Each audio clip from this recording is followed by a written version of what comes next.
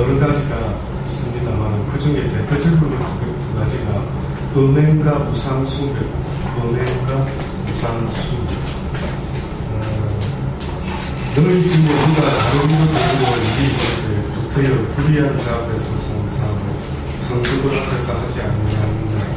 먼저는 5절에서는 은행을 이야기하다가 5장에서는 은행을 이야기하고 6장에서도 또한 한 번 더 이야기를 하는데 먼저는 어떤 이유 때문인지 다툼을 일어났거든요. 그래서 그 다툼에 대한 송사를 너희가 어떻게 스스로 하지 못하고 세상의 법에 의하여 너희를 판단하게 하느냐 하는 제구지점이 있습니다. 과연 무슨 송사가 문제일까? 도대체 고린도 교회에 무슨 일이 있어가지고 이것을 가지고 법정에까지 들고 가서 이 문제를 해결받으려고 했을까라는 생각을 하면서요. 5장에는 은행에 대한 일찍이 들어보지 못했던 은행이 너희들에게 있었다라고 이야기하고요. 또 몸을 더럽히는 은행의 죄가 어떤 의미가 있느냐라고 하는 것을 6장 12절로부터 바울이 이야기를 하고 있습니다. 아마 이 송사가 어떤 송사인지 한번 유추해 볼 수 있을 것은 같은데 지금 성경은 이렇게 말합니다. 성도가 세상을 판단할 것을 너희가 알지 못하느냐. 세상도 너희에게 판단받겠거늘 지극히 작은 일 판단하기를 감당치 못하겠느냐. 우리가 천사를 판단할 것을 너희가 알지 못하느냐. 그러거든 하물며 세상이리라. 여기서 말하는 천사는 좋은 천사를 말하는 게 아니라 타락한 천사를 말합니다. 다시 말해서 타락한 천사들이 얼마나 하나님과 대적하는 악한 짓을 하고 있는 것을 너희들이 뻔히 보고 판단할 수 없겠느냐. 그것도 판단할 수 있는 것처럼 하물며 세상에 일어나는 그 육적인 일을 왜 너희들이 판단할 지혜가 없느냐. 영적인 어떤 일들 속에서 육적인 현실의 일들이 나타나는 것을 이야기하고 있는 거예요. 현실의 일이 있기 전에 어떻게 보면은 영적인 어떤 문제들이 발생하고 있음을 바울은 이렇게 또한 표현하고 있는 것입니다. 그런즉 너희가 세상 사건이 있을 때에 교회에서 경이여김을 받는 자들을 세우느냐. 내가 너희를 부끄럽게 하려 하여 이 말을 하노니 너희 가운데 그 형제간의 일을 판단할 만한 지혜가 있는 자가 이같이 하나도 없느냐. 너희가 형제로 더불어 송사하는 분들을 믿지 아니하는 자들 앞에서 하느냐. 너희가 피차 송사함으로 너희 가운데 이미 완연한 허물이 있나니 차라리 불의를 당하는 것이 낫지 아니하며 차라리 속는 것이 낫지 아니하냐. 너희는 불의를 행하고 속이는구나. 저는 너의 형제를. 결국은 형제간에 있어서 판단하는 것을 하나님은 기뻐하시는 것이 아니라 오히려 형제의 허물을 어떻게 해주라고 합니까? 덮어주라고 합니다. 형제의 허물을 들추는 것이 아니라 옳고 그름으로 지적하는 것이 아니라 물론 지적해야 될 때가 있습니다. 당연히 사랑으로 권면하고 또 두세 사람이 권면하죠. 5장에서 은행의 이야기를 할 때 누군가가 너희의 아비의 아내를 취하였다. 도대체 이런 일이 세상에도 없는데 하나님을 모르는 자들 사이에도 이런 일이 쉽지 않는데 어찌하여 교회 안에 있는 자들이 이런 짓을 하였는가라고 하면서 그것을 뭐라고 표현했냐면 누룩에 표현했죠. 누룩 한 덩어리가 온전한 어떤 떡덩어리를 갖다가 반죽 덩어리에 붙어버리면은요 멀쩡한 반죽이 어떻게 된다고요? 부풀러가지고 전부 다가 누룩의 영향을 받게 됩니다. 성경에는 누룩 이야기를 두 가지로 한 데 있습니다. 첫째는 천국을 비유할 때에 누룩을 썼고요. 또 한 가지는 죄를 비유할 때 누룩을 썼습니다. 천국을 비유할 때 마태복음 13장 33절로 보니까 천국은 가루 섬 안에 어떤 반죽을 해가지고 거기다 누룩을 넣었을 때에 이게 막 시작은 조그만했는데 아주 막 부풀어가지고 엄청나게 되는 것 같은 그거 곧 겨자씨 하나리 땅에 심겨져서 많은 새들이 깃들일 정도의 큰 나무가 되었다라고 하는 것처럼 천국의 비유를 쓸 때에 이렇게 누룩 이야기를 하셨겠죠. 근데 또 죄의 이야기할 때 이 누룩 이야기를 하십니다. 이 죄가, 이 누룩이 사람들에게 옮겨지게 되면은 이것은 곧 전전성이 강해서 모든 자들에게 다 영향을 끼친다. 그래서 죄라는 것은 꼭 누룩과 같다라고 하면서 바울이 또한 누룩의 비유를 쓰면서 그 음행한 자를 어떻게 하라고요? 내보내라. 그런데 그런 설교를 하고 나서 지금 무슨 송사가 붙은 거예요. 송사가 붙어가지고 지금 어떤 이유 때문에 송사가 붙었는지 정확히 구체적으로 1절로 11절 사이에는 나와 있지는 않습니다. 그러나 뒷부분에 가니까요, 어떤 일을 바울이 이야기하냐면 너희는 불의를 행하고 속이는 거야. 저는 너희 형제가. 형제 간에 한마디로 말하면 사랑으로 덮어줘야 되는데 형제 간에 의견 충돌이 일어난 것 같습니다. 그러면서 9절로 넘어와서 불의한 자가 하나님의 나라를 유혹으로 받지 못할 줄을 알지 못하느냐. 미혹을 받지 말라. 아마 어떠한 형제라는 자들이요, 미혹을 받은 것 같습니다. 미혹이라고 하는 것은 어떠한 사람의 말을 듣고 내 내부에서부터 어떠한 생각의 변화를 일으키는 것을 미혹이라고. 원래 처음부터 그런 생각을 한 게 아닌데 원래는 형제라고 할 정도로 그리스도의 말씀을 이미 알고 있었던 자들이었는데 그 형제라는 자들 속에 어떤 미혹이 일어났던 거예요. 그 미혹을 받지 말라. 그 미혹이 뭔가 봤더니만 음란하는 자나 우상 숭배하는 자나 간음하는 자나 남색하는 자나 탐색하는 자나 남색하는 자나 도적이나 탐남하는 자나 술 취하는 자나 후욕하는 자나 토색하는 자들을 하나님의 나라를 유혹으로 받지 못하리라. 아마 이런 자들에게 뭔가 미혹을 받은 것 같습니다. 아마 세상에 이런 자들에게 뭔가 교회 안에까지 이들의 사상이 이렇게 미혹됨으로 침투된 게 아닌가. 여기 몇 가지 단어들이 어떻게 보면 이해가 안 되는 사람들도 있을 겁니다. 음란하는 자나 우상 숭배하는 자나 간음하는 자는 결혼한 사람을 이야기합니다. 간음한 자나 탐색하는 자나 누구 것을 욕심을 내어서 탐내는 걸 말합니다. 남색하는 자나 동성연애를 말합니다. 도적이나 탐남하는 자나 탐남하는 자는 그 앞에 탐색하는 자나 탐남하는 자, 다른 사람 것을 힘으로 완력을 써가지고까지 뺏으려고 하는 자, 술 취하는 자나 후욕하는 자나 후욕, 비방하고 막 이간질하고 막 말로서 토색하는 자, 하나님의 나라를 유혹으로 받지 못할 것이다. 너희 중에 이와 같은 자들이 있더니 주 예수 그리스도의 이름과 우리 하나님의 성령 안에서 씻음과 거룩함과 의롭다 하심을 얻었느니라. 너희 중에 어떻게 보면 너희의 과거가, 너희의 옛 모습이 이런 자들이었는데 너희가 이제는 성령 안에서 씻음과 거룩함과 의롭다 하심을 얻은 자인데 어찌하여 너희가 또 미혹을 받아서 예수 그리스도의 그 씻음과 거룩함과 의롭다 하심을 너희가 망각하느냐.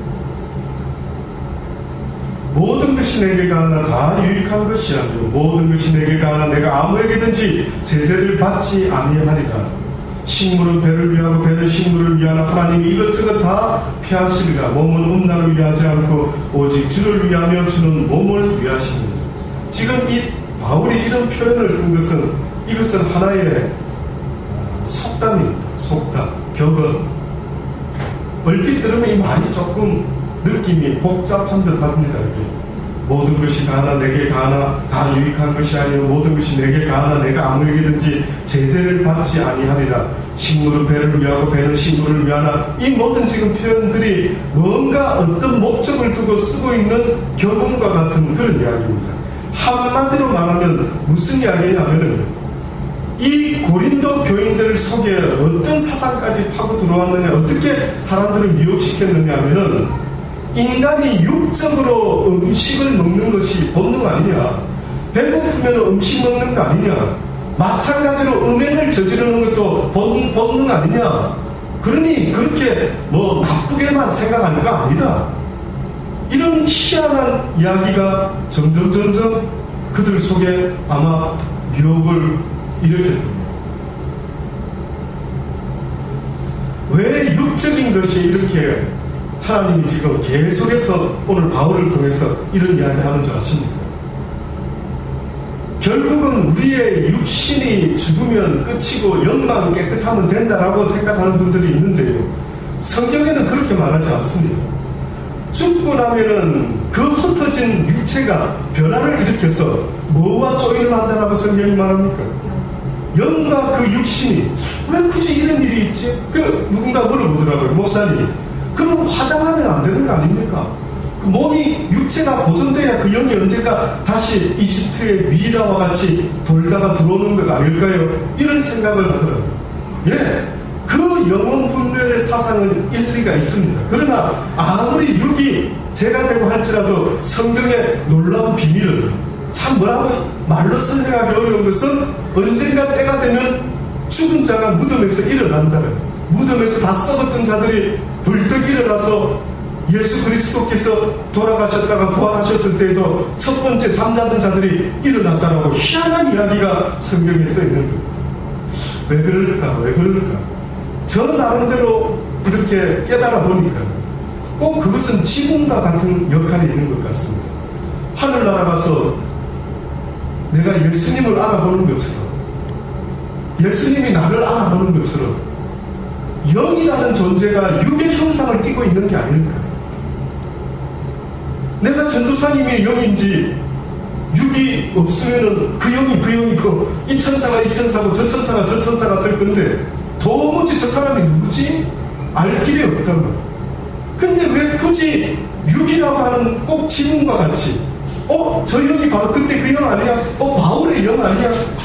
어떻게 보면은 우리 생각으로는 도저히 참 너희가 하늘나라에 와서는 천사와 같을 것이라고 시집가고 장가가는 일이 없다라고 하셨는데, 결국 그 영이 그 영 같을지라도 가만히 생각해보니 우리 육신의 이 모습이 어떻게 보면 그 나라에도 영적인 모습으로 나타나지 않을까라는 생각입니다.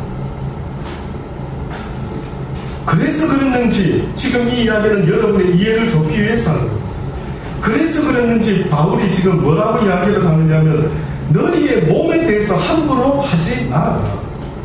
네 몸도 뭐의 한 지체라고? 그리스도의 지체다. 네 몸뚱아리도.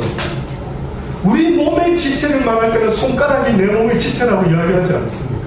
마찬가지로 그리스도의 지체라고 할 때 우리 영만 그리스도의 지체로 생각할 수가 있는데, 그러나 뜻밖에도 우리의 몸도 그리스도의 지체라고, 지금 너희 몸이 그리스도의 지체인 줄을 왜 알지를 못하느냐? 내가 그리스도의 지체를 가지고 창기의 지체를 만들겠느냐? 결코 그럴 수가 없느니라. 창기와 합하는 자는 저와 한 몸인 줄을 알지 못하느냐? 일렸으되 둘이 한 육체가 된다 하셨나니 주와 합하는 자는 한 영이라. 음행을 피하라. 사람이 범하는 죄마다 몸 밖에 있거니와 음행하는 자는 자기 무엇에 죄를 범하는가? 자기 몸에다가 죄를 범하는가?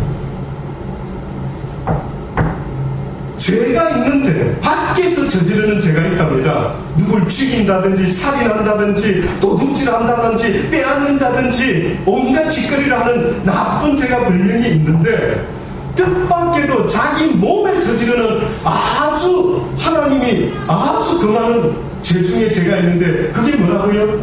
음행이라고. 이건 하지 말아요. 왜? 창기와 합하게 되면은 그 더러운 것이, 네가 깨끗한 것이 하나님과 합하여 거룩한 가운데, 시청 가운데 있었어야 되는데 더러운 가운데 다시 합하는 것과 똑같아요. 꼭 돼지가 샤워를 쫙 멋지게 해놓고 어디에 뒹구는 것하고 똑같습니까?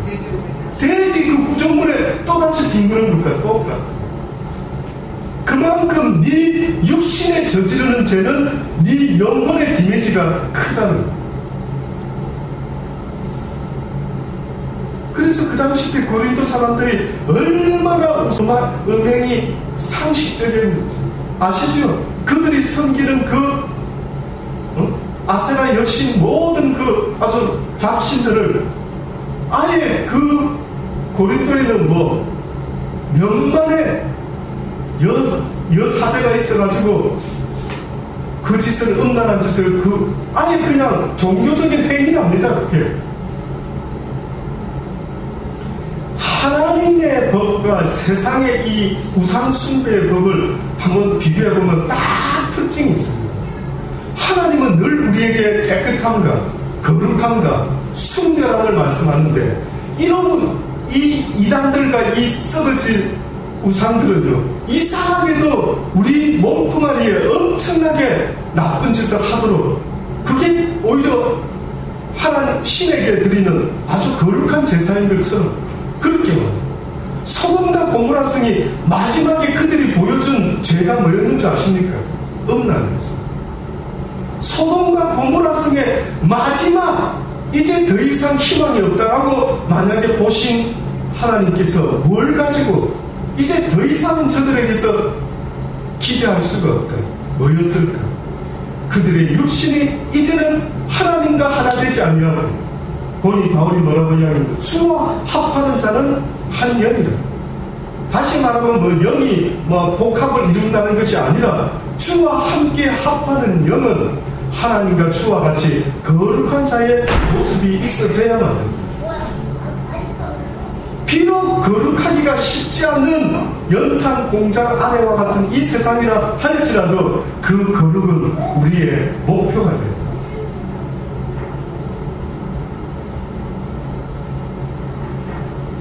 그래서 하나님의 백성의 차이점이 있다면 그들은 거룩한 자들, 그들은 정결한 시부이고 깨끗한 겁니다.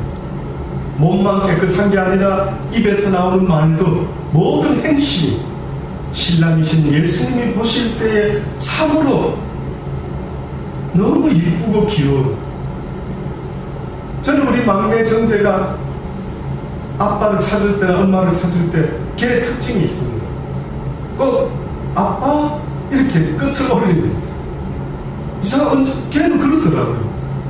근데 그 소리가 얼마나 정감 있게 들리는지, 아빠! 이러고 좀 무뚝뚝한 것 같은데, 아빠? 부르더라고요.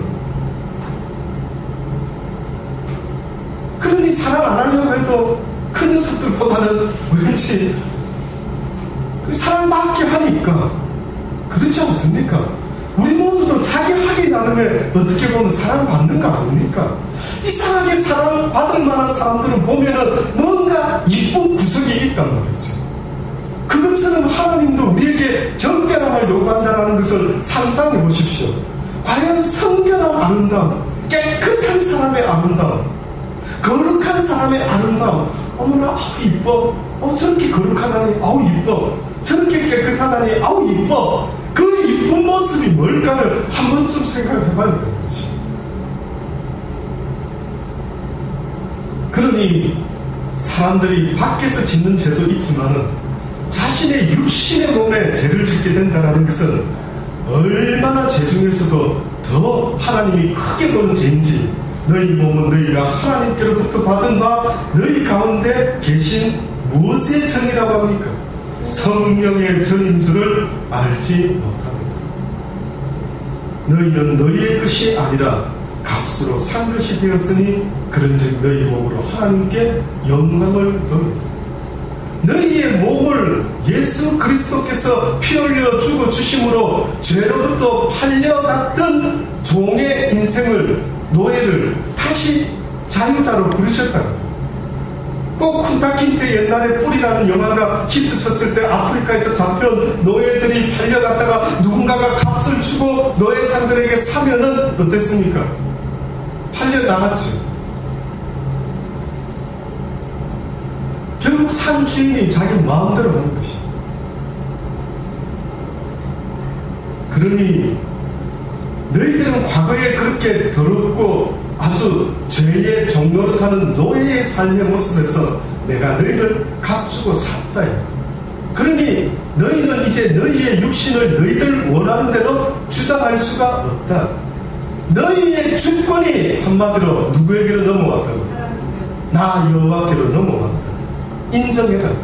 너희의 자유의지가 이제는 나에게로 넘어왔음을 인정해라. 또다시 말하면 이제는 너희의 자유의지가 나를 선택해야만 한다.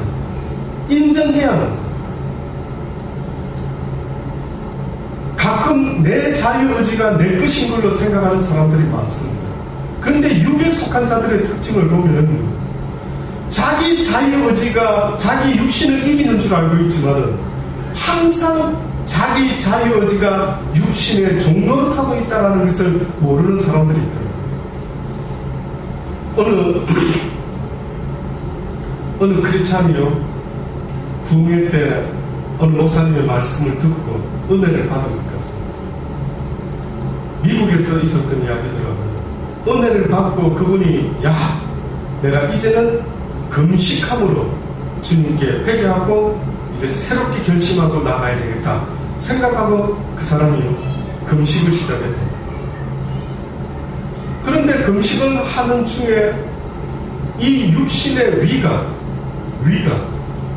꼬르르 하면서 계속 배고픈 사인을 주는 겁니다. 나는 지금 금식하고 있는데 아직 금식이 끝나지 않았는데 아니 이 위가 왜 자꾸 꼬르륵 하고 있지? 그래서 그가 기도를 하면서 자기 위에게 이야기를 합니다. 위야 내가 지금 금식하겠다는데 네가 왜 꼬르륵 하느냐? 그 볼로 하루 더 금식할 것이라 이렇게 했다라는 겁니다. 그 사람이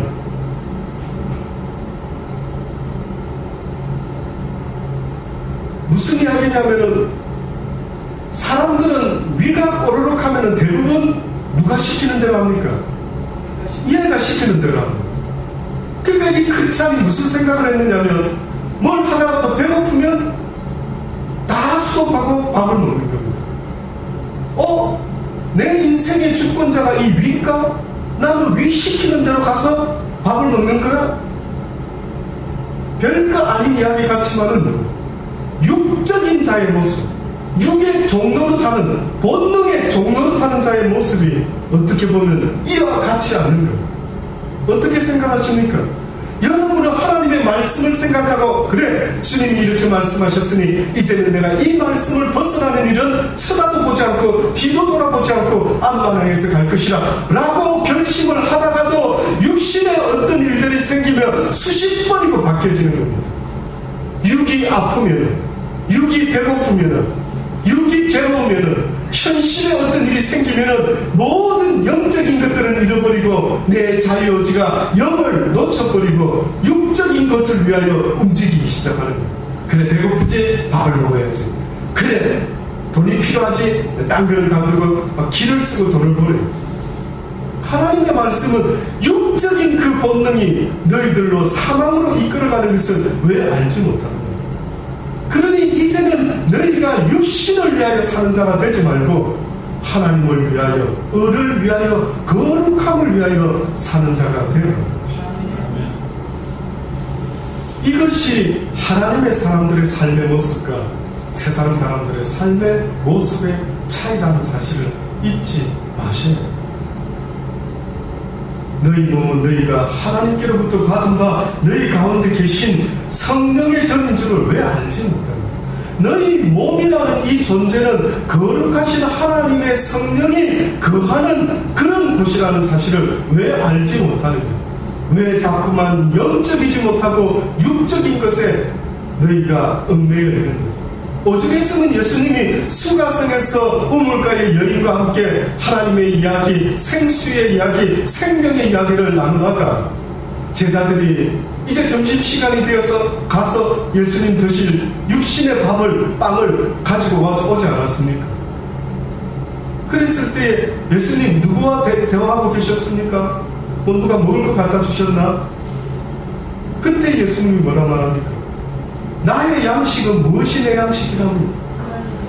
나는 하나님의 일을 하는 이것이 곧 나의 양식입니다. 이것이 우리의 양식이 되어야 할 줄 믿습니다. 너희 몸은 너희가 하나님께로부터 받은 바 너희 가운데 계신 성령의 전인 것을 잊지 마라.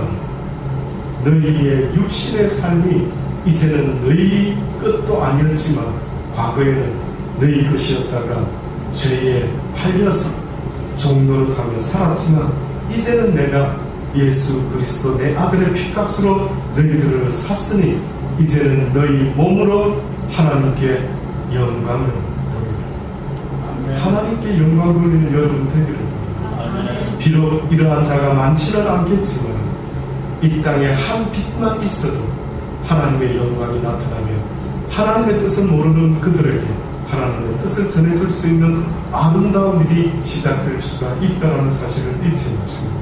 저와 여러분의 그 희생이 이 땅을 밝히는 한 빛이 될 수 있다는 사실을 잊지 마시고 주여 내가 이 땅에서 그 한 빛의 모습으로 쓰임받을 수 있기를 원합니다. 주의 영광이 나를 통하여 주의 깨끗함과 거룩함이 숨겨라. 그래서 다른 사람들과 무슨 나 교회 다니는 사람이요, 나 목사인데요, 나 어쩐데요 이렇게 말 잘하는 자의 모습이 아니라 그들의 모습 속에 깨끗함과 성결함, 시침과 거룩함과 의롭다 하심의 모습이 나타나는 그런 모습이 우리의 모습이 되기를 간절히 주의 이름으로 축원합니다. 기도하시겠습니다. 하나님 그렇습니다. 우리가 그러한 모습으로 살아가기를 간절히 바라고 원합니다. 육신의 종로를 타는 자가 되지 말게 하시고 육신의 음행으로 말미암아 하나님의 근심이 되지 않도록 육신의 우상 숭배와 부목과 온갖 악하고 더러운 것에 종로를 타는 자들이 되지 않도록 날마다 깨우쳐 주시고 날마다 우리를 쳐서 복종시키며 그리스도 안에서 주님 과일과 같은 믿음의 삶을 우리 모두가 살아가게 하여 주옵소서.